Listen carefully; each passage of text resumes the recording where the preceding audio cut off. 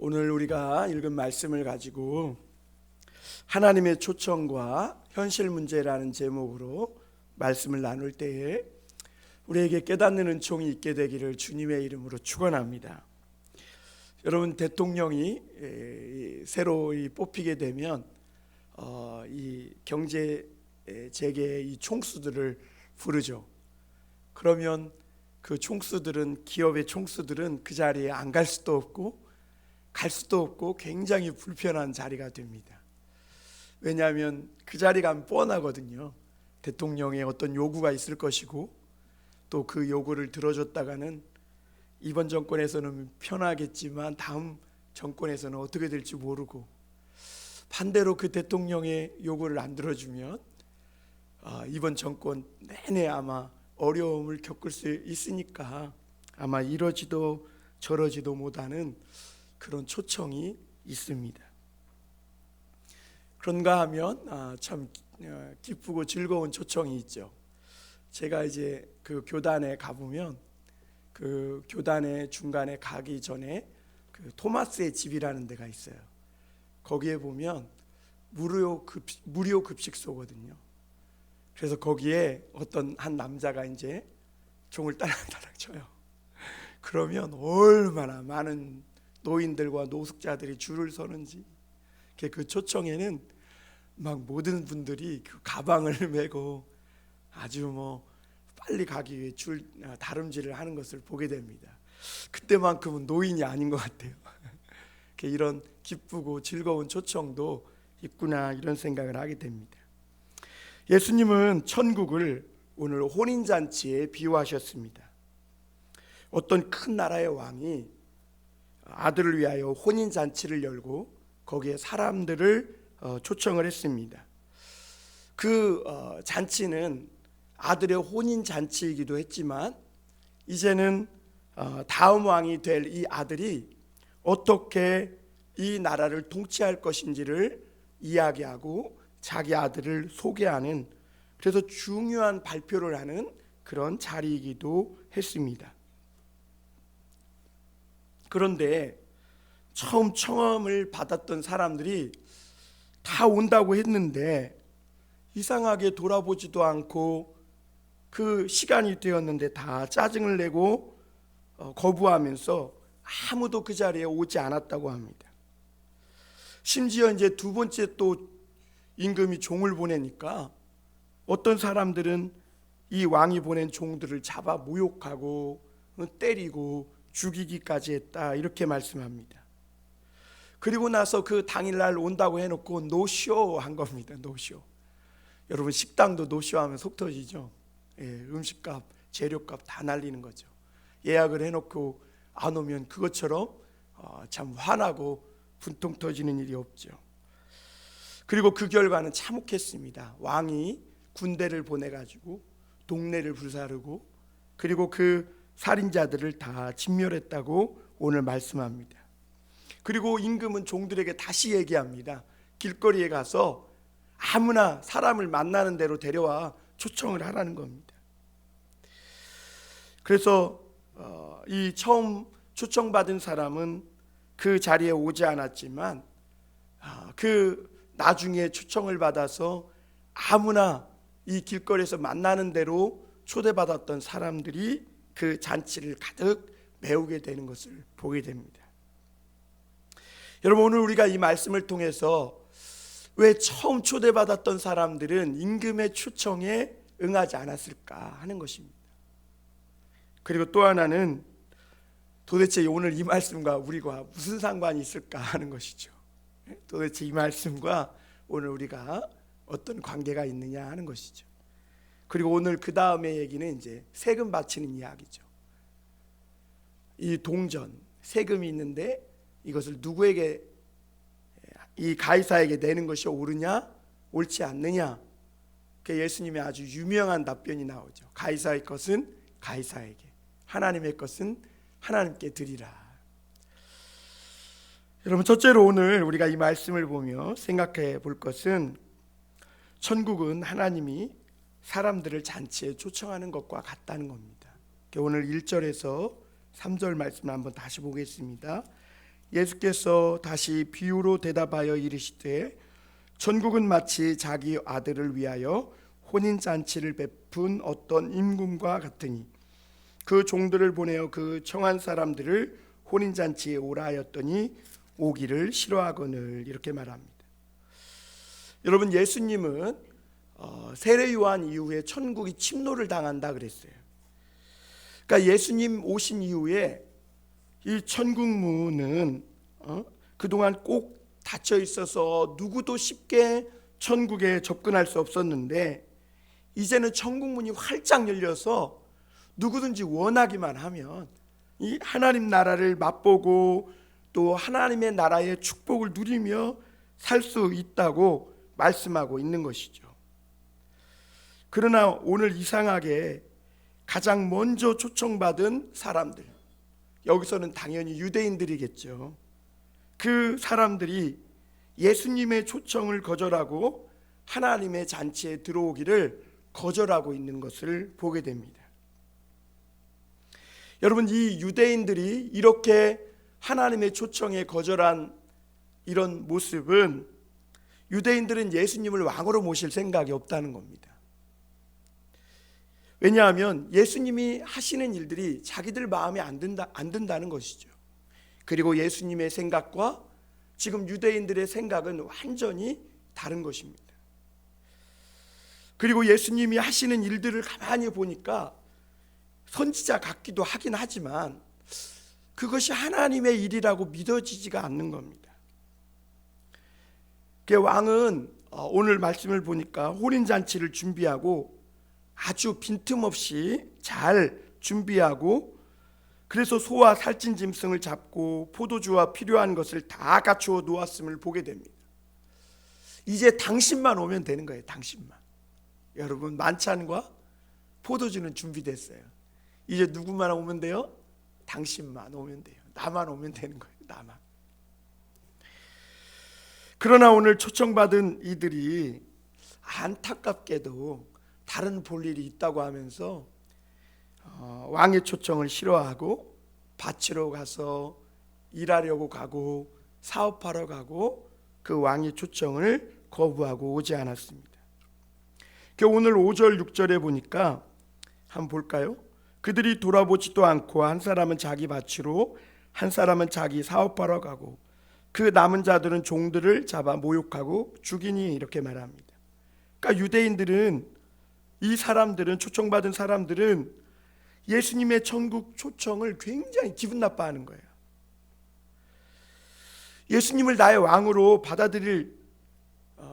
받아들이기 싫다는 겁니다. 예수님을 나의 메시아로 인정할 수가 없다는 것이죠. 그리고 오늘 이들은 이 예수님의 초청을 무시하는 정도가 아니라 어떤 이들은 왕이 보낸 종들을 모욕하고 잡아 죽이기까지 합니다. 그리고 생각하기를 가기도 싫은 이 혼인잔치에 가는 것보다 차라리 밭에 가서 일하는 것이 훨씬 더 실속이 있다는 겁니다.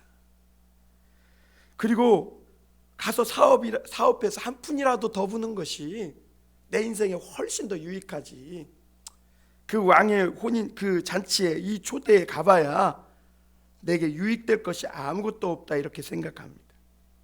그리고 그들은 자기 일 보러 가고 사업하러 가고 그렇게 그 초청 잔치에 응하지 않은 것을 보게 됩니다. 여러분, 이런 장면들은요, 이제 장차 예수님이 어떻게 될 것인지를, 예수님의 운명을 미리 보여주는 장면이에요. 예수님이 지난번에 예루살렘 성에 왕으로 입성하셨잖아요. 그래서 사람들은 다윗의 자손 호산나요 하면서 막 예수님이 가는 길에 자기 옷을 벗어서 막 카펫을 깔고 주의 이름으로 오시는 이여 막 하면서 환호했잖아요. 그런데 그들이 이제 예수님을 자신들의 왕으로, 메시아로 모시기를 거부하고 나중에는 심지어 이 아들을 죽이기까지 하는 그 장차 일들을 미리 보여주는 모습입니다. 그러면 우리가 유대인들이 좋아하는 잔치는 어떤 잔치였을까, 이런 생각을 좀 해볼 필요가 있어요. 어떤 잔치에 잔치를 베풀어 놓고 초청했으면 이 사람들이 막 구름대 같이 몰려왔을까 하는 것이죠. 아마 유대인들이나 그 당시 처음에 초청받았던 사람들이 좋아했던 잔치는 아무래도 돈잔치고 정치적인 잔치자리였을 겁니다. 그들은 영웅을 만들고 돈을 모아서 돈잔치하고 자기들의 그런 세력을 모아서 로마와 싸워서 무언가 승리를 쟁취할 현실적인 문제를 해결할 수 있는 그런 어떤 왕을 원했고 그런 잔치자리를 원하는 것이죠. 그래서 사람들은요, 어떤 자기에게 현실적인 문제에 득이 될 만한 이런 정치적인 자리나 어떤 돈의 잔치자리나 이런 데는 막 구름대 같이 몰려듭니다. 그런데 예수님의 잔치자리는 뭐예요? 말씀의 잔치자리예요. 예수님은 늘 사람을 산과 호수나 회당이나 이런 들에 모아놓고 늘 말씀의 잔치를 열어요. 그러나 유대인들은 이런 말씀 잔치에는 별로 관심이 없어요. 돈 벌고 성공하고 어떻게든지 힘 있는 그 자리에 서서 어떻게든지 더 많은 세력을 모아서 이 로마에서 압제에서 벗어나고 현실적인 문제를 타개하는 그런 거에만 굉장히 집중되어 있음을 보게 됩니다. 그래서 예수님의 이 말씀 잔치는 되게 쓸모없는 시간이라고 생각하는 거예요. 시간 낭비라고 생각하는 거예요. 말씀 잔치가 돈을 주냐 밥 먹여 주냐 우리 현실 문제를 하나라도 해결해 줄 수 있느냐 하는 것이죠. 그들은 예수님은 말씀 잔치를 버려놓고 가면 늘 하시는 말씀이 심령이 가난한 자는 복이 있나니 천국이 저희 것입니다. 가면 가난해지라는 말만 하는 거예요. 오른뺨을 맞거든 왼뺨도 돌려대라. 예수님의 말씀 잔치에 가면 뺨만 지라 이런 얘기만 하는 거예요. 더욱이 지금 유대인들에게는요, 그들에게는 늘 불안한 현실 세계가 있어요. 로마의 압제 속에서 늘 착취당하고 또 힘들고 어렵게 노동으로 벌었던 그 모든 것들을 세금으로 빼앗기고 그리고 장차 자기들의 미래가 어떻게 될지 모르는 그런 상황 속에 놓여 있었어요. 그런데 예수님은 늘 말잔치처럼 보이는 말씀잔치만 하는 거예요. 말잔치 같이만 보이는 거죠. 그래서 그들은 이렇게 시간을 허비하는 것보다는 밭에 가서 더 하나라도 김을 메고 사업하고 공부하는 것이 더 낫다고 생각하고 그 자리에 가지 않았다 이렇게 말합니다. 여러분 충분히 이해할 만합니다. 그렇죠? 그리고 요즘 사람들이 가지고 있는 실용적인 생각에 정말 딱 들어맞는 생각이기도 합니다. 오늘날도 그래서 많은 사람들이 생각하기를 교회에 가서 잘 이해도 안 되고 받아들여지지도 않는 이런 말씀을 들으면서 멍청하게 있는 것보다는 차라리 이 주일날 다른 곳에 가서 일이라도 하고 그렇게 아르바이트라도 하고 청년들은 돈 몇 푼이라도 버는 것이 낫지. 또 교회에서 시간 낭비보다 가서 공부한 자라도 더 하는 것이 낫지. 그렇게 교회에서 쓸모없는 시간을 보낼 필요가 없다 이렇게 생각하는 사람들이 훨씬 더 많습니다. 그리고 교회에 와봐야 기도하고 말씀 나누고 말잔치 같은 것밖에 안 되는 것 같은 거예요. 말만 많지. 야 이게 무슨 유익이 있느냐는 거죠. 거기 가봐야 말밖에 없네. 말씀, 말과 노래 뭐 이런 거밖에, 기도 이런 거밖에 없는 거예요. 그게 뭐 교회에 말씀잔치 왔다 해가지고 뭐 장사가 갑자기 더 잘 되거나, 그리고 이 교회 뭐 하루 말씀잔치 예배 드리러 왔다 해가지고 내 현실적인 문제가 하나라도 정말 해결되냐? 그것도 아닌 것 같다는 생각이 들어요. 그래갖고 보이콧 하는 겁니다. 보이콧. 예 대답은 하고 아유 막상 생각하면 가기 싫은 거죠. 요즘 사람들은 머리가 얼마나 빠른지 손익 계산에 굉장히 빠르죠. 그래서 거기 가면 내가 다 이래 합니다. 그런데 여러분, 우리가 한번 진짜 생각해 볼 필요가 있어요. 예수님의 이 잔치, 예수님이 준비한 이 잔치는 정말 실속 없는 말잔치에 불과한 것이냐 하는 것입니다. 여러분, 정말 말잔치입니까? 예수님이 준비한 잔치가 그냥 말씀 좀 나누고 시간 때우고 기도하고 이런 말잔치에 불과한 겁니까? 여러분, 예수님의 잔치에 그동안 보면 거기에는 고침과 회복도 있었음을 보게 됩니다. 그런데 누가 이 예수님이 준비한 고침과 회복을 맛보고 누구는 맛보지 못했는가?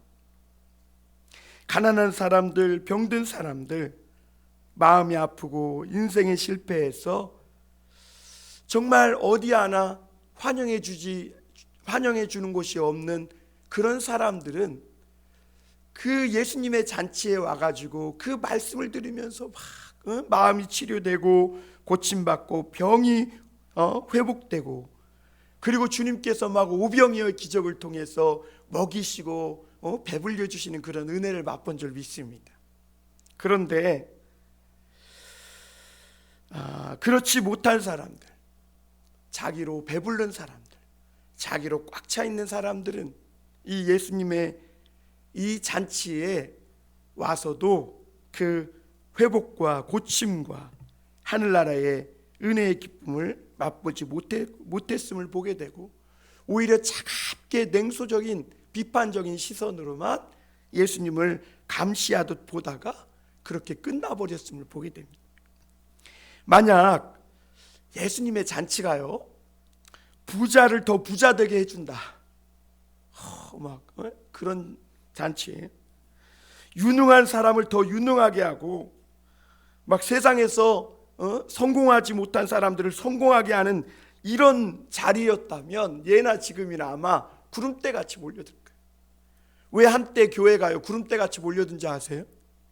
교회 가면 복 받는다 그러는 거예요. 막 교회 가면 아들이 의사 되고 뭐 대학 붙고 교회 가면 하는 일 다 잘 되고 부자 되고 뭐 이런다니까 교회에 한때 구름대같이 몰려왔거든요. 그런데 지금은 왜 다 빠져나갔느냐? 교회 가보니까 말잔치만 갖고 별것 없더라는 거죠. 오히려 세상 사람들이 더 잘 먹고 더 잘 살고 여행 가고 막 그러니까 교회 가보면 말잔치지, 야 별것 없더라, 이런 생각이 들기 시작한 겁니다. 그리고 그런데 여러분, 예수님의 잔치에는 정말 중요한 것이 있는데요, 이 사람의 인생에게 가장 중요한 것을 주는 그런 자리이기도 한데, 그게 뭐냐면 예수님의 잔치는 인생에서 가장 중요한 소중한 나를 찾고 그리고 참된 생명을 얻게 하는 자리가 바로 예수님의 이 말씀의 잔치자리인 줄 믿습니다. 그래서 예수님의 잔치는요, 일평생 자신이 누군지도 모른 채 살아가던 사람들이 이 잔치에 오면 내가 어떤 존재인지를 발견해요. 예수님의 말씀을 듣다 보니까 나라는 존재가 이렇게 마음대로 그냥 대충 세상에서 적당히 먹고 마시며 적당히 죄 지으며 이렇게 살다가 없어지고 사라지는 존재가 아니라, 나는 하나님의 사랑받고 은혜받고 정말 죄에서 허덕이며 살 그런 존재가 아니라 정말 이 세상에 하나님의 아주 중요한 사명을 띠고 이 땅에 태어난 존재구나 라는 것을 발견하는 자리라는 것이죠. 할렐루야. 그게 여러분 귀한 자리예요. 이것은 뭐 돈이나 어떤 맛 좋은 진수성찬보다 훨씬 더 값지고 비교할 수 없는 가치 있는 자리인 줄 믿습니다.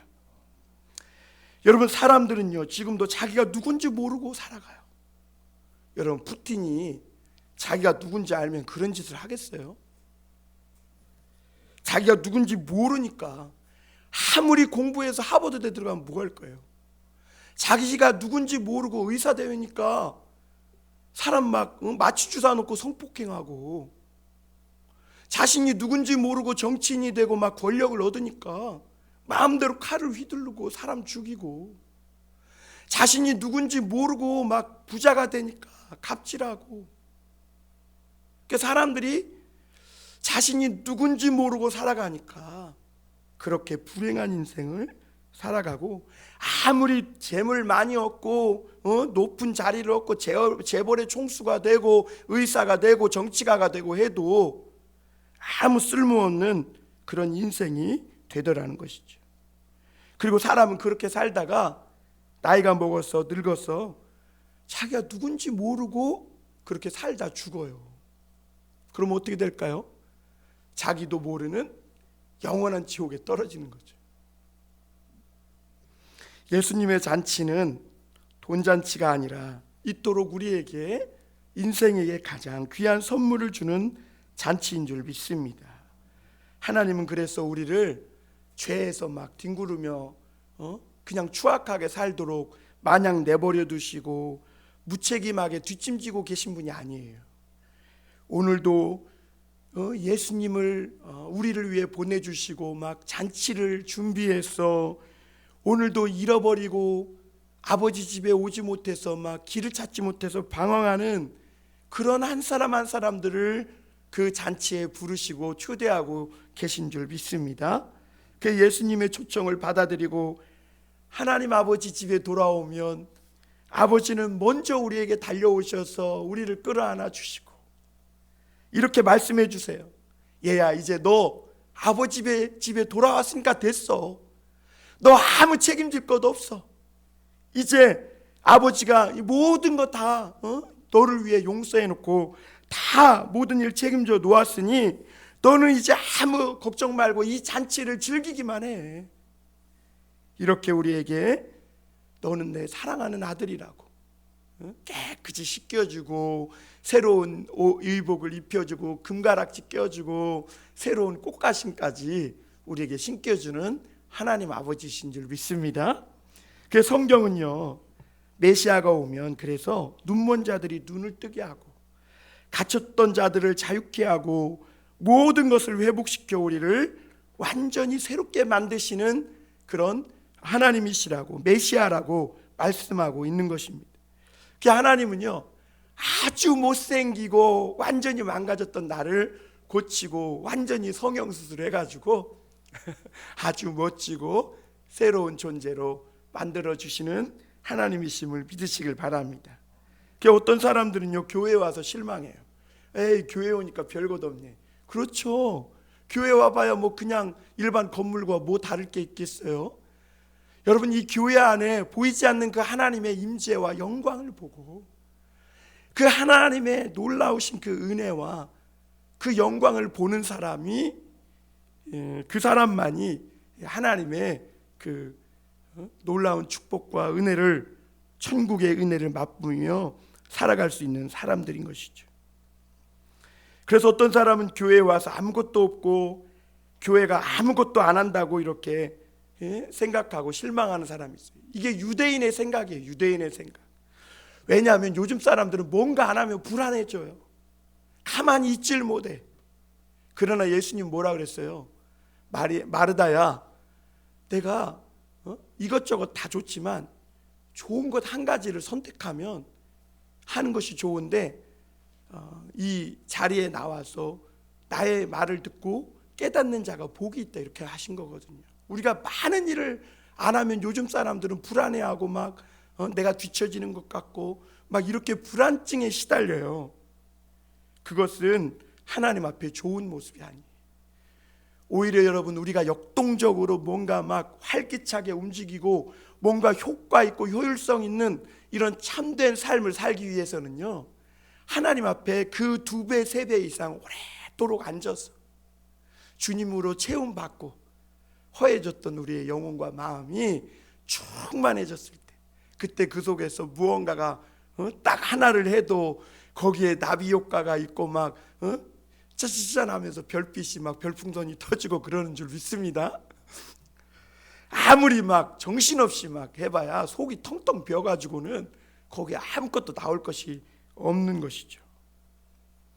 여러분, 우리는 교회에 오면서, 교회에 와서 하나님 말씀을 들으면요, 멋진 내 자신을 찾아요. 한평생 하나님과 틀어졌던 우리가 하나님과 화해하게 되면서 마음의 평안을 얻게 되고, 그리고 하나님이 주시는 은혜 속에 이 참 사람의 가치 있는 그런 삶을 살 수 있는 능력도 얻게 되는 거죠. 그런데 유대인은 항상 손에 잡히고 눈에 보이고 그래서 돈과 성공이 있어야 한다고 생각했는데 그것을 쫓아간 그들의 생각은 결국 뭐예요? 멸망이에요. 그냥 임금이 군대를 보내가지고 다 불사르고 결국에는 다 죽게 되는 것이죠. 7절에 그래서 임금이 노하여 군대를 보내어 그 살인한 자들을 진멸하고 그 동네를 불사르고 그랬어요. 왕은 이미 사실 그들을 마음껏 사업하고 그들이 마음껏 일하고 공부할 수 있도록 그들을 지켜주고 있었어요. 그러나 그들은 왕을 모욕하고 왕을 자기들의 왕으로 받아들이기를 거부하고 왕이 초청하기 위해서 보낸 종들을 잡아 죽입니다.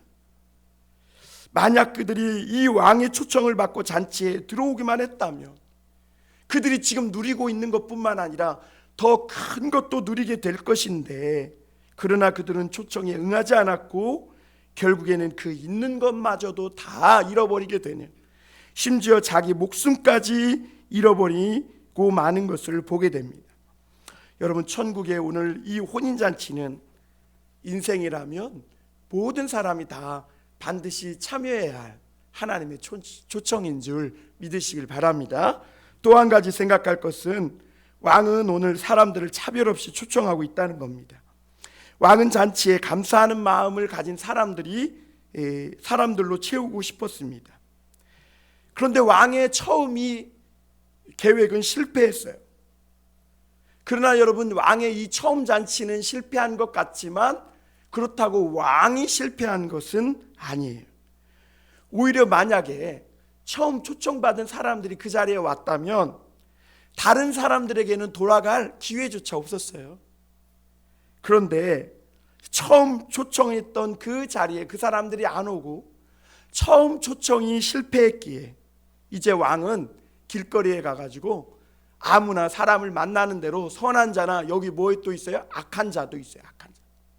여러분, 그래서 교회는 하나님의 천국은요 누구에게나 다 기회가 주어져요.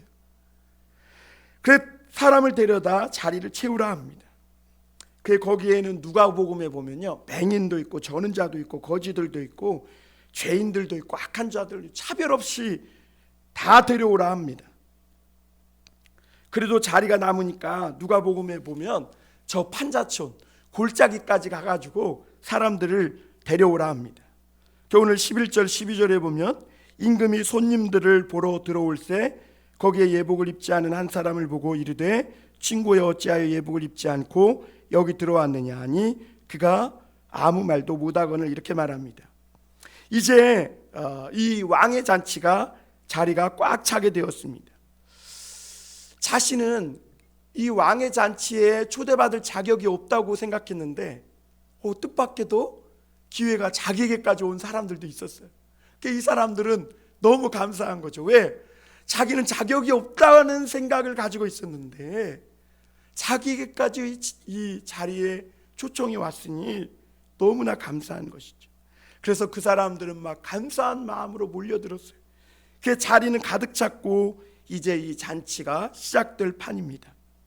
그래서 왕이 이 잔치에 들어와 보니까 거기에 자기 옷을 입고 왕이 주는 예복을 입지 않은 그 한 사람이 있었음을 보게 됩니다.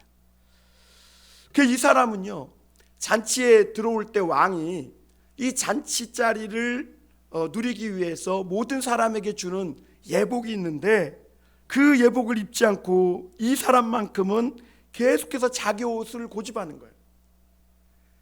나는 의사 가운이 좋다는 거예요. 나는 박사 가운이 좋다는 거예요. 막 교회에 올 때 박사 가운을 입고 박사모를 쓰고 훈장을 달고 막 이렇게 오는 거죠. 하나님은 이 교회에 올 때는 세상의 모든 옷을 더 벗고 주님이 주시는 그리스도를 옷 입고 오라고 그러는데 이 사람만큼은 자기 옷이 더 좋은 거예요. 자기 의로 세운 그 성공의 옷, 박사의 옷, 의사 가운 옷, 이런 옷을 입고 고집하고 있는 것이죠. 그래서 이 왕이 묻습니다. 친구여, 왜 예복을 입지 않고 여기 들어왔느냐? 그러자 그가 아무 말도 못합니다. 왜냐하면 그는 지금 왕이 주는 이 예복보다 자기 옷이 훨씬 더 자랑스럽고 좋기 때문에 그래요.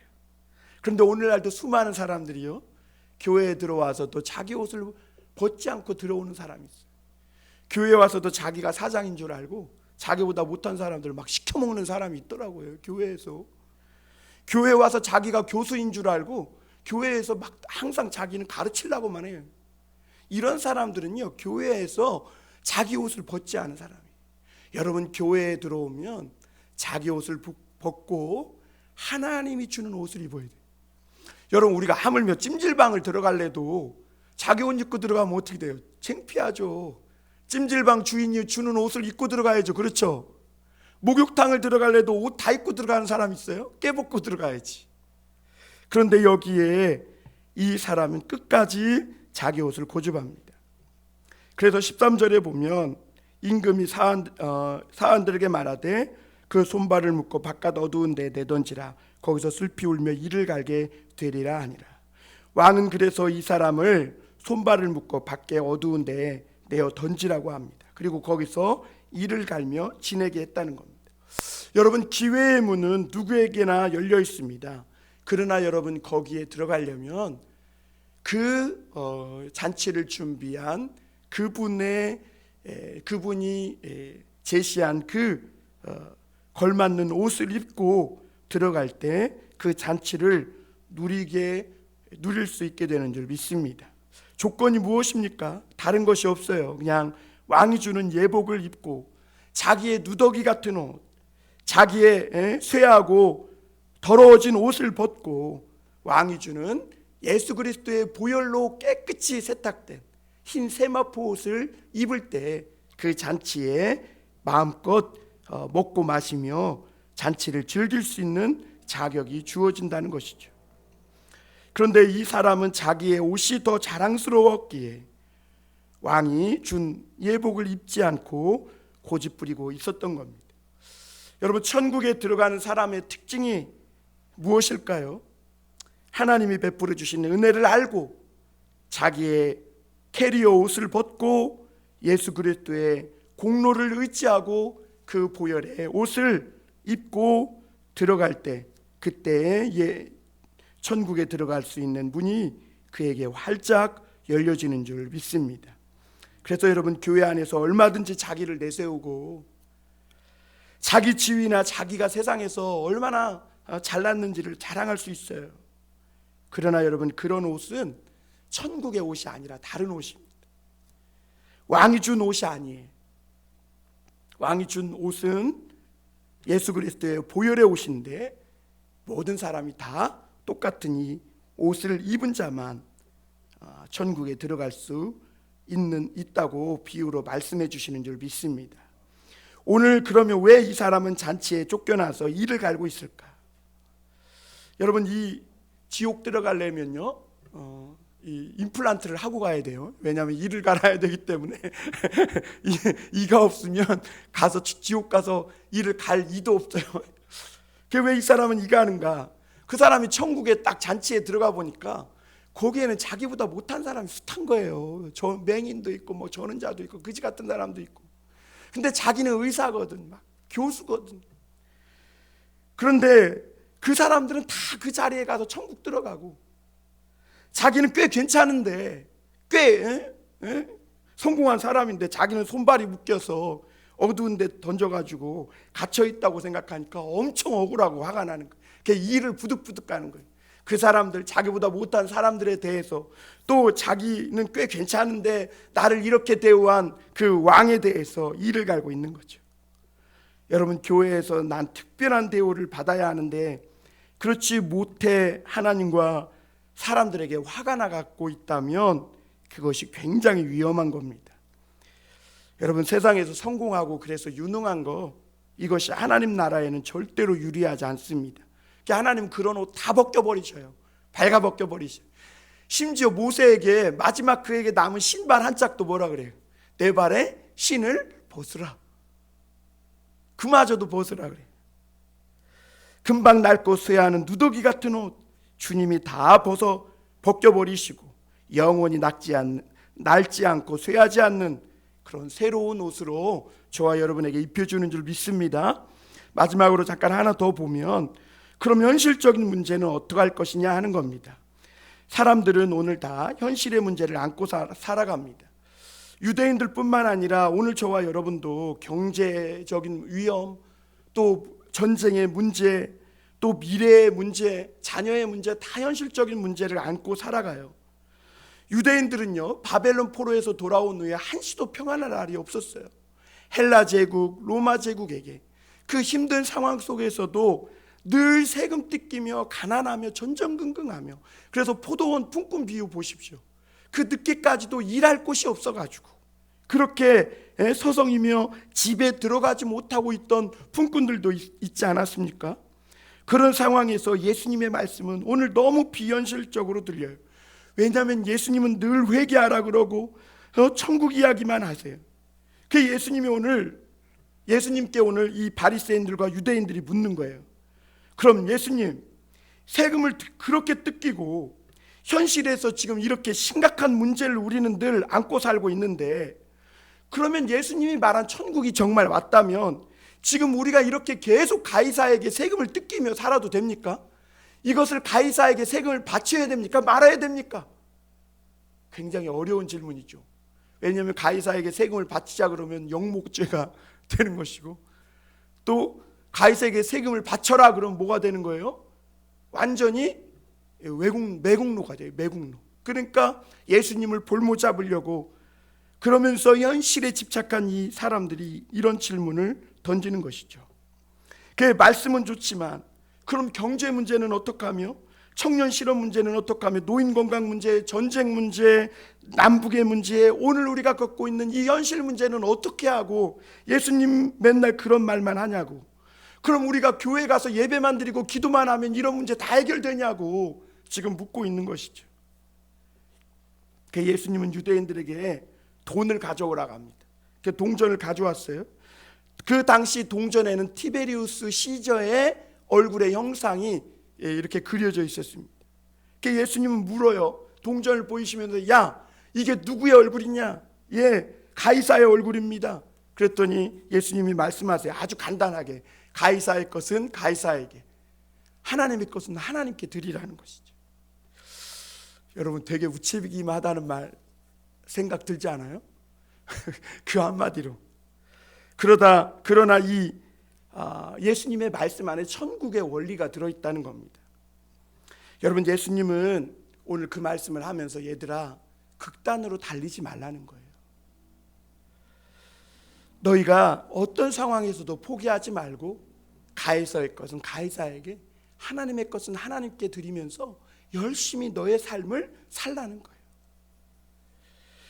예수님이 재림하든 천국이 오늘 밤에 오든 로마에 세금 낼 것은 내고, 하나님께 예물 드리고 기도하고 예배할 일들은 계속해서 하고, 절대적으로 극단적으로만 나가지 말라는 거예요. 왜냐하면 당시 그때 이스라엘의 마카비라는 극단적인 사람들이요, 극우 보수주의죠. 그들이 끝까지 로마 장군 타이투스라는 장군에게 반대하다가요, 그 예루살렘에서 300만이 다 죽습니다. 예수님은 그것을 미리 말씀하신 거예요. 극단으로 가지 말라. 하나님 나라가 임했다고 공부도 그만두고 장사 때려치고 성경만 보고 뭐 기도만 하고 장사도 안 하고 그러지 말라는 거예요. 장사도 하고 교회도 오고 공부도 하고 기도도 하고 계속해서 취업 준비도 열심히 하며 너희들의 그런 삶을 살라는 거예요. 왜냐하면 우리는 이미 하나님 안에서 새로운 나 자신을 찾았고, 이 세상에 그 어떤 것으로도 폭락하지 않는 그런 가치 있는 존재가 하나님 앞에서 되었다는 거예요. 그래서 너희가 세상에서 세금 조금 뜯기며 사람들의 무시를 받으며 멸시받으며 이렇게 산다고 해서 절대로 너희 가치가 하나님 안에서 폭락하지 않으니까, 너희는 너희들에게 주신 이 삶을 최선을 다해 열심히 살면 하나님께서 반드시 때가 되면 구원해 주시고 제일 좋은 것으로 너희에게 주실 것이고 평안을 주실 것이다 라고 말씀해 주는 줄 믿습니다. 그래서 여러분, 예수님은 소망을 버리지 말고 극단으로만 가지 말고 너희가 반드시 살아있기만 하라는 거예요. 코로나에도 여러분 살아있길 바랍니다. 경제적으로 어려워도 여러분 힘들어도 사업이 실패해도요 살아있기만 해요. 하나님이 반드시 그러면 좋은 걸 주실 줄 믿습니다. 지금은 과정이니까 절대 조급하지 말고 조금 더 인내하고 기다리면 하나님이 반드시 지금 겪고 있는 어려움들 생각나지도 않을 만큼 반드시 축복해 주시고 약속한 대로 이루실 줄 믿습니다. 우리는 세상의 기준으로 평가할 수 없는 사람들입니다. 학교 성적으로 가치를 매길 수 없어요. 그렇다고 여러분 굳이 세상을 부정할 필요도 없습니다. 열심히 해야 합니다. 사업도 공부도 일도 기도도 신앙생활도 열심히 해야 합니다. 그리고 하나님은 그런 우리들을 오늘 초청하고 있는 것이죠. 시간 낭비라고 생각하지 말고 오늘 예수님 안에서 너희가 얼마나 하나님의 사랑을 받는 존재라는 그 너희 자신을 찾고 한평생 내 과거 속에서 하나님과의 맺혔던 이 원한과 과거에 분노했던 이런 억울한 일들 다 화해하고 이제는 포기하지 말고 극단으로 가지 말고 그래 오늘 살아있기만 하자, 내일 살아있기만 하자. 할렐루야. 그렇게 그런 마음으로만 살면 하나님이 정확한 때에 오셔서 오늘 저와 여러분들의 불안한 마음에 평화를 주시고 우리 장래에 반드시 좋은 것으로 축복해 주실 줄 믿습니다. 기도하겠습니다.